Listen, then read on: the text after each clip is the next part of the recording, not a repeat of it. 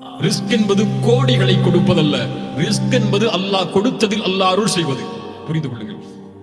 1000 ரூபாயை கோடி ரூபாயை அல்லாஹ் கொடுப்பதல்ல ரிஸ்க். அது எல்லோருக்கும் அல்லாஹ் கொடுப்பான். முயற்சி செய்தால் அல்லாஹ் கொடுப்பான். யார் முயற்சி செய்தாலும் அல்லாஹ் கொடுப்பான்.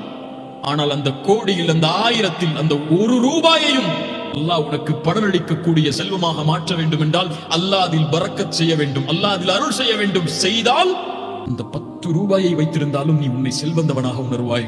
கோடியை வைத்திருந்தாலும் அல்லாஹ் அதில் அருள் செய்யவில்லை என்றால் இன்னும் எதை சம்பாதிக்கலாம் என்று ஓடிக்கொண்டே இருப்பாய் மறுமை வரை, மரணம் வரை. மரணம் வந்தால் அவள்தான் கபரில் விழுந்து விடுவாய்.